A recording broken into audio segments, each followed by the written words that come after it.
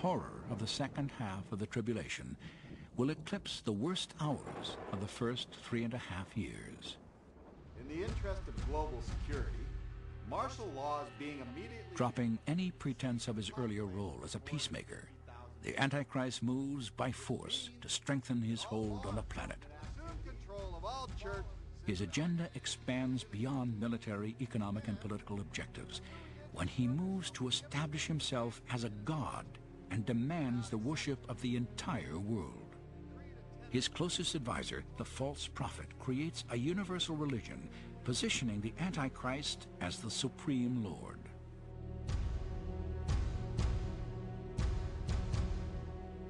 As an act of allegiance and identification, every person on earth is ordered to wear the mark of the beast, 666.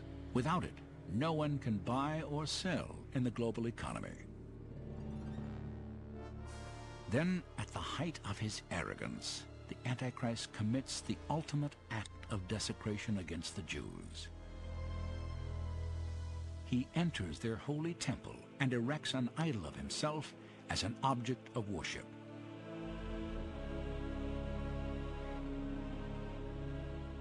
Some suggest that the temple is so beautiful and so wonderful that he cannot resist wanting to go to that temple, sit in the temple of God, defile that temple by his presence, and claim, I really am God incarnate in human flesh. Let the world know that I am God. And from this day forth... In what will appear to be a miracle, the idol of the Antichrist will speak, commanding the world to bow down in worship. And the knowledge and the wisdom of the universe. Satan will actually give it power. I don't know if it'll be electronically capable of speech or if it'll be supernatural. And people will hear the voice of this beast, this idol, and be tricked into worshiping it. And when they do, they will have forsaken their soul. In the Gospel of Luke, Christ issues a startling warning to anyone who refuses to follow the Antichrist. Then let those who are in Judea flee to the mountains. Let those in the city get out, and let those in the country not enter the city, for Jerusalem will be trampled underfoot by the Gentiles.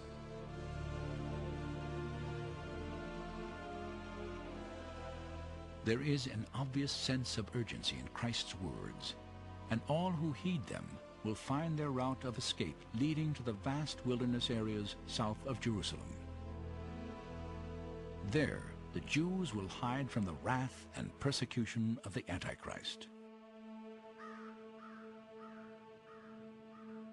The Old Testament talks about them being hidden away in Bozrah, which is a Hebrew for sheepfold, and that is believed to be the ancient city of Petra, which is in Jordan.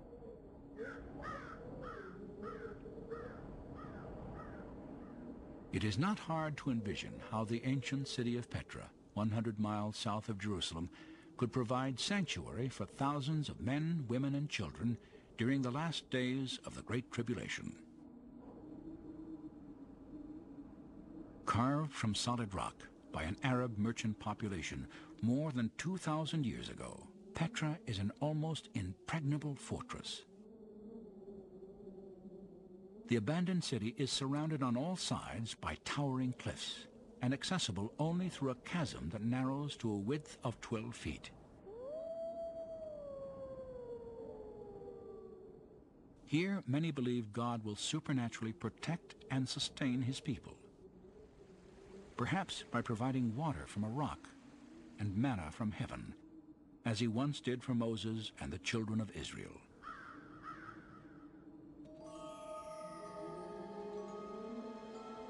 While those in the wilderness are protected by God, the rest of the world is embroiled in total chaos.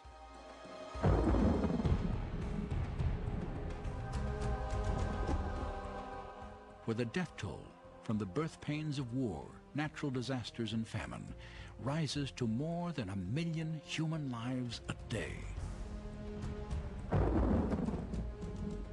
By the middle of the tribulation, 50% of the people will have been wiped off the face of the earth. So sociologically, that would send everything into chaos. Half the police officers, half the school teachers, half the medics and doctors and professional workers, everything that the Antichrist tries to do, he's going to have to be searching for capable people because so many people will be wiped out. It's going to be a time of chaos.